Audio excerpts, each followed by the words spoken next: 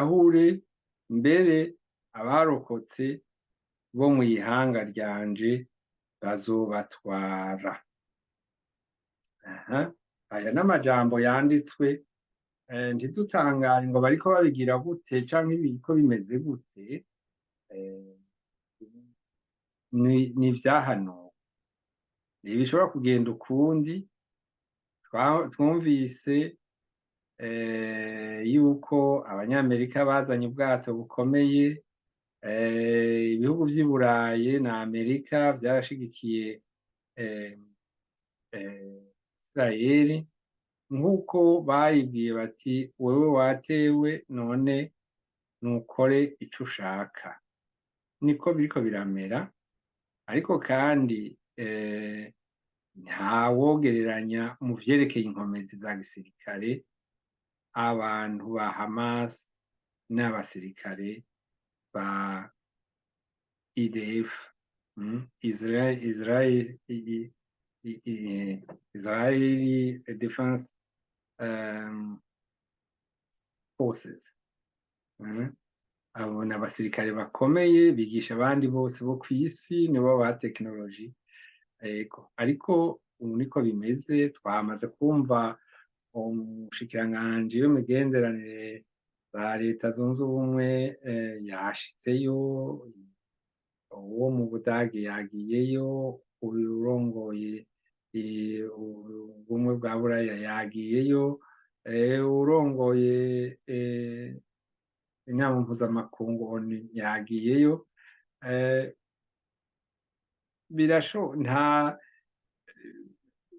Hari intambara nivyo, ariko ubuye bariko bariyumvira bati none tubigenza gute kugira ngo aba bantu tubakuremwo aba bantu batwica. Nuko ubu rero ico bose bibaza kandi tudakeka ko kitazoba, ni ikintu citwa exaction. Ni ukuvuga yuko hari benshi bazobigwamwo kandi n'ivyo vyo kurwana batari muri vyo. Mwumvise muri Sefaniya ingene havuze, Sefaniya 2 kuva ku gace ka 4 gushika ku karongo ka 4 gushika ku karongo ka 10. Yesu rero abahezagire. Ndashaka kubabwira yuko Abisirayeli ubuye, reka tusome muri Yeremiya 51 twumve 5 ico ijambo ry'Imana ritubwira. Ijambo ry'Imana ritubwira ngo Yeremiya 51, Yeremiya 51 hari tubona ayo majambo.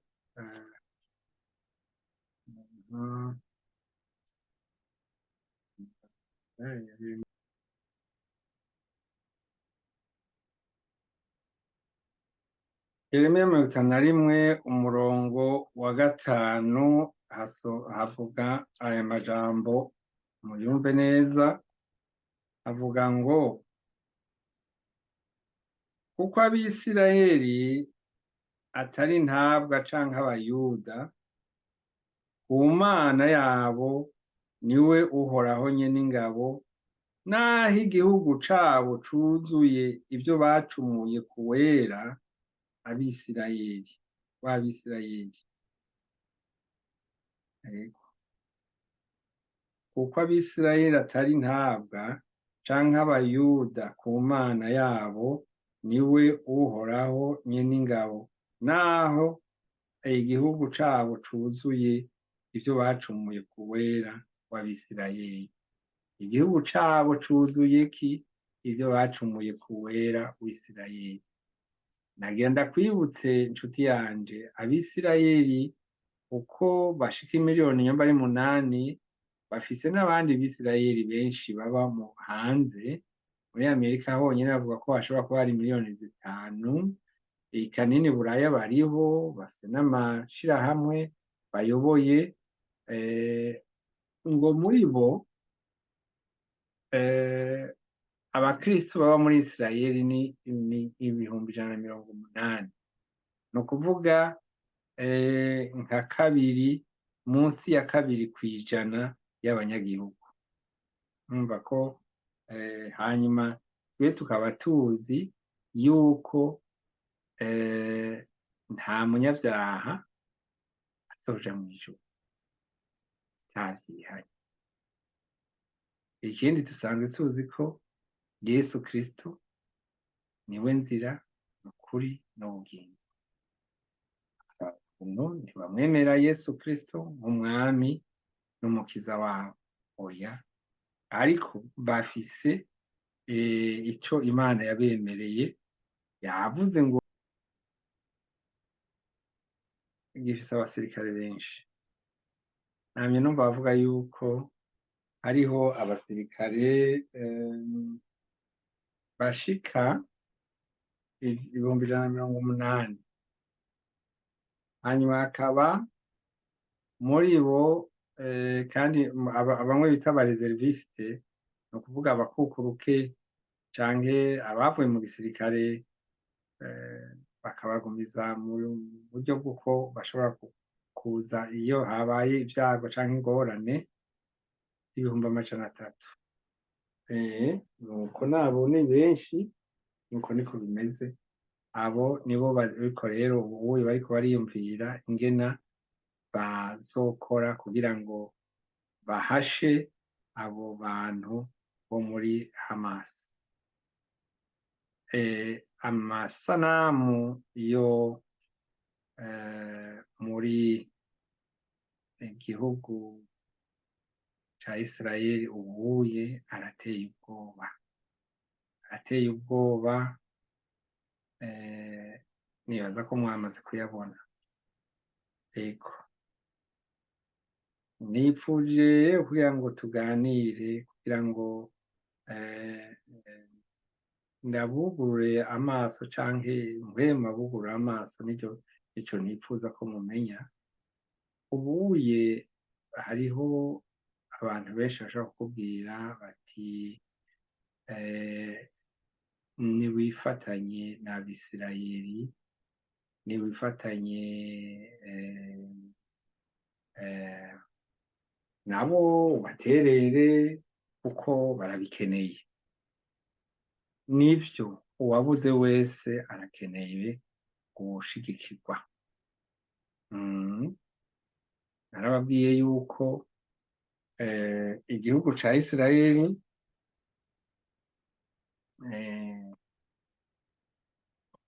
arico Antikristo azoshikiramwo, nico azovugiramwo ngo ni jewe Mana,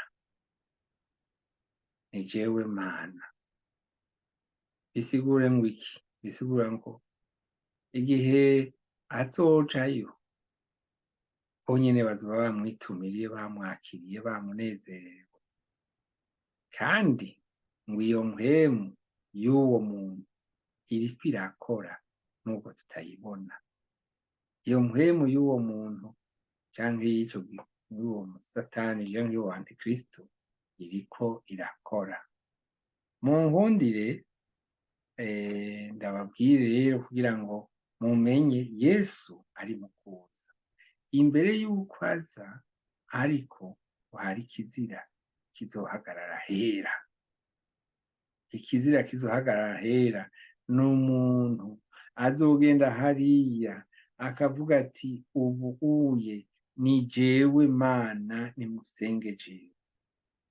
Azotegeka nuko abantu bose, abakuru n'abato, bashirwako ikimenyetso ukuboko kw'ukuryo canke mu ruhanga, kugira ngo umuntu atagifise ntazagure canke ngo agurishe, agire ico agurisha. Ivyo biri hafi, ivyo biri hafi. Ego, hanyuma ni ukuvuga yuko mu bantu bari muri Isirayeli ubuye hariho abazosanganira n'akanyamuneza uyu Antikristo. Bashaka mbere n'ico gihugu kizogira amasezerano nawe, ariko mu nyuma uwo antikristo azokwanka ko bandanya.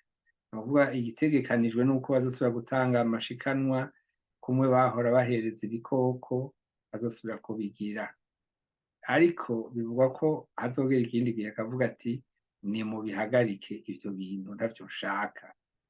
Hanyuma rero itotezwa ry'Abisirayeli naryo rizoca ritangura. Ego nuko rero mumenye yuko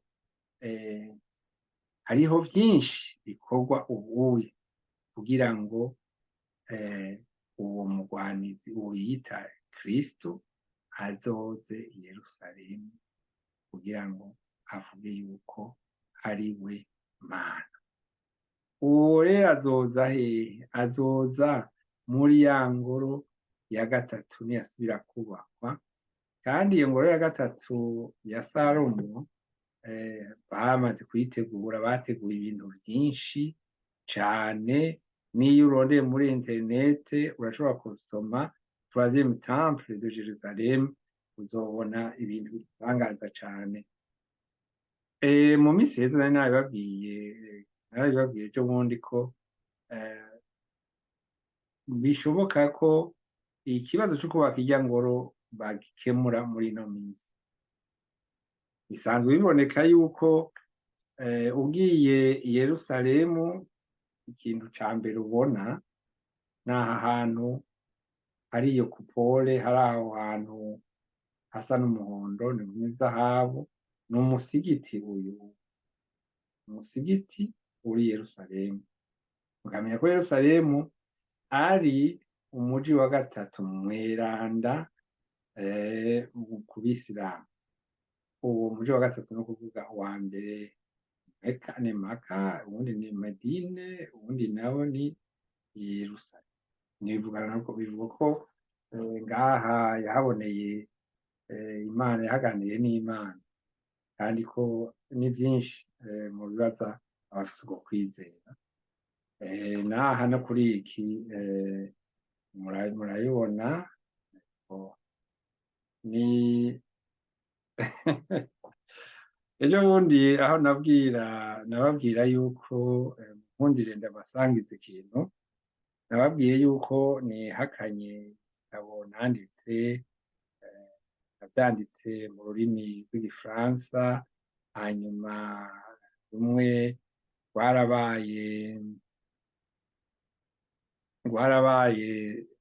rwarahinduwe mu rurimi, novuga mu rurimi rw'ikidagi.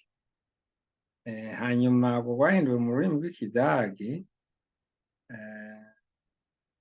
bambabarira ndiko ndarondera ico nabiteguye kare, hanyuma biranjana sinasubira kwibuka.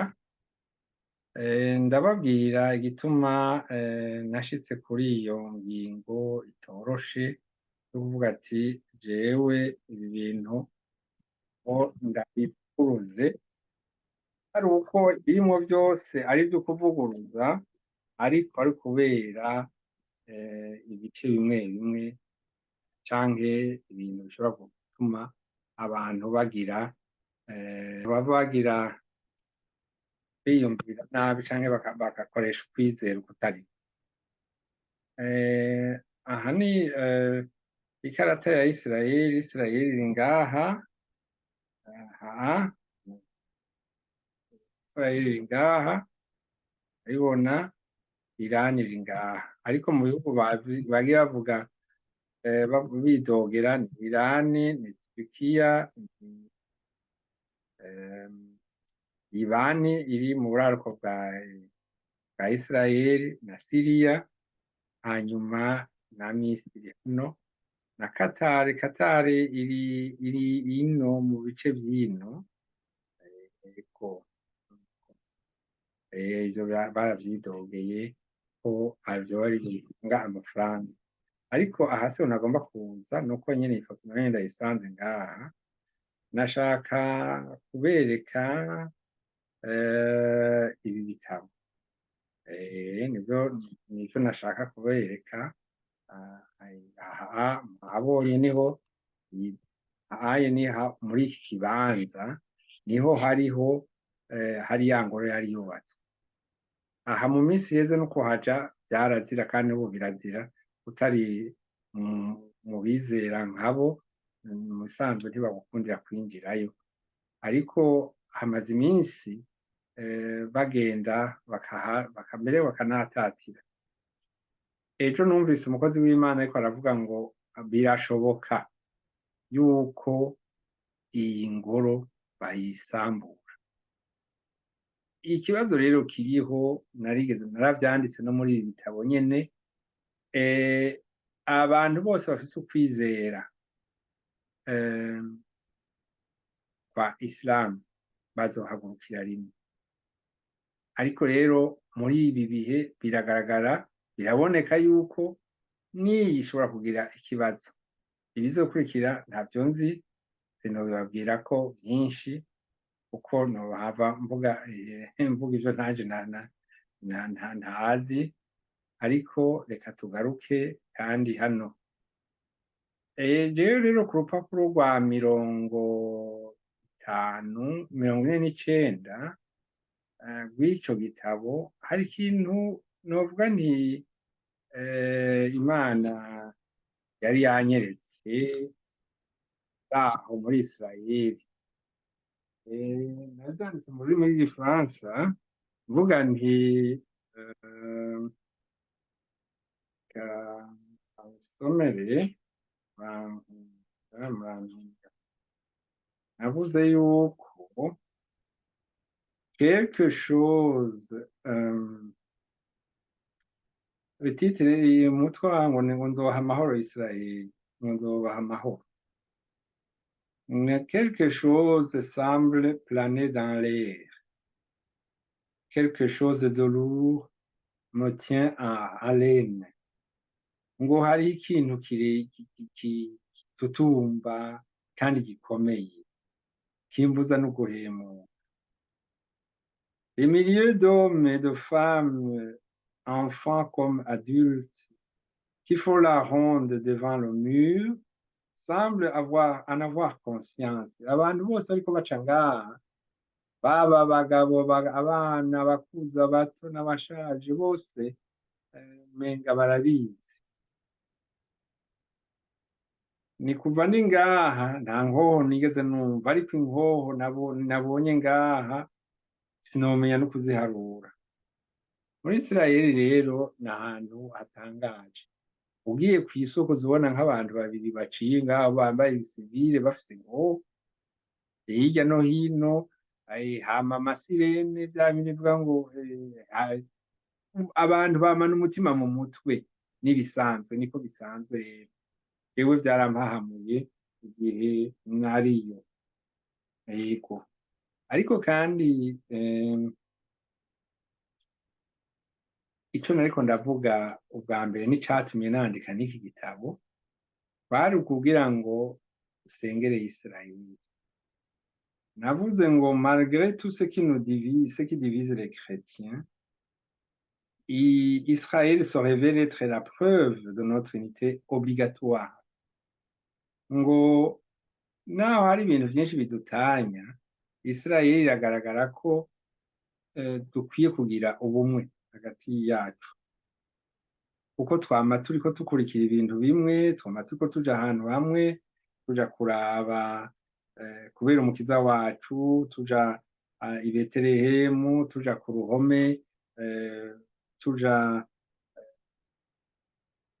eka dukora ibintu hamwe kandi twemera bimwe, ariko asanga ntituriko turavuga bimwe, dutandukanijwe gusa na vya bindi ndemera Imana imwe rudende, uwundi akongera kwa kandi, uwundi agakura mwaka, n'ivyo bidutandukanije. Rero igisabo canje ico nasaba ngo ivyo bidutandukanya bitubuza gusengera Israeli nk'uko bikwiye. Ngo certes la prophétie s'accomplira, ngo icahanuwe kizoba. None ntivyoba vyiza ko twimenya twebwe abana twebwe twibona mu mana, tubona ko turi ab'Imana, nuko ari benshi, hariho n'abanshavuriye bati wewe urashobora kwandika igitabo nk'ico kandi hari abo caryoheye ugaheza ugaca ucihakana. Ni ukubera novuga ibice bimwe bimwe vyatumye nta mvuga nti oya, kumbure vyoba vyiza umuntu asubiye no kugikora ukundi, ariko ntihagire uwo bita mu rudubi. Ica mbere, hari amavuta ava muri Isirayeli. Ayo mavuta ava muri Isirayeli niyo bakoresha mu gusengera abagwayi, murabizi hariho babigizemwo urudandazwa rukomeye, kudandaza ayo mavuta. Ukamenga ayo mavuta niyo akiza kubera yuko ava muri Isirayeli, ariko uwukiza turamuzi. Ego, ico ni ica mbere catumye muri ico gitabo ugisomye wumva umenga kumbure wohava ugira uyarondera vyihuse. Ego, hanyuma hari ikindi ca kabiri, hariho ibintu bijanye n'imico. Ibintu bijanye n'imico yaba Isirayeli, umuntu wese, ibihugu vyose birafise imico, ariko ataho bihuriye n'agakiza. Ka gakofera bambara mu mutwe nari natuzaniye twinshi kugira ngo ndatugumye, numva umenga nyene, ariko nta gakiza bizana, nta naho bihuriye, nta naho biri muri Bibiliya. Hariho vya bindi biterekako amatara, navyo nyene kugira ngo mwumve ko dufitaniye akamwe n'Abisirayeli. Akamwe dufitaniye n'Abisirayeli nako Imana Data yaturemye kandi ikaduhamagara, sokuru wacu Aburahamu. Yego, ako niko kamwe dufitaniye, ariko ivy'imico yabo ntitwoshobora kubikurikira kandi bitagira aho bifatiye mu ijambo ry'Imana. Ahandi ikindi kintu cantumye nanyo nyene canteye amakenga ni ibintu bijanye n'imva ya Yesu Kristo. Hariho ahantu henshi bavuga ko hari imva ya Yesu Kristo, cane cane habiri, aho bita Saint Sepulcre n'aho bita kuri Jardin du Temple. Ubiravye neza urasanga birimwo umuntu ashobora kugiramwo amakenga. Jewe ico ntafiseko amakenga nuko Yesu Kristo yapfuye akazuka, nuko Yesu Kristo yavuze ko azogaruka. Ivyo nivyo abantu bakwiye guhagararako, ntihagire uwushika i Yerusalemu ngo avuge ngo narasomye hahandi, mbega ni hehe, nagiye ntahabonye, donc nagiye ntashitse. Oya, agakiza kaba mu mutima wawe. Hariyo n'ikindi rero naco ni ikintu gikomeye. Hariho mu Gifaransa nanditse ngo la supercherie des roquettes de prière introduite dans les fentes du mur de lamentation. Ivyo bintu abantu batwara amasengesho yabo yanditse mu rupapuro bakayashira hariya mu ruhome rwo kuri rwa ruhome kurirako mur de lamentation, hama bakizera yuko bizoca vyumvwa kurusha aho bosengeye iwabo mu Buyapani, canke iwabo muri Johannesburg, canke iwabo ku Mugara, canke mu Kirundo. Ivyo rero navyo nyene ntaho biri muri Bibiliya yuko tugenda, kuko ingoro ntayiriho. Hanyuma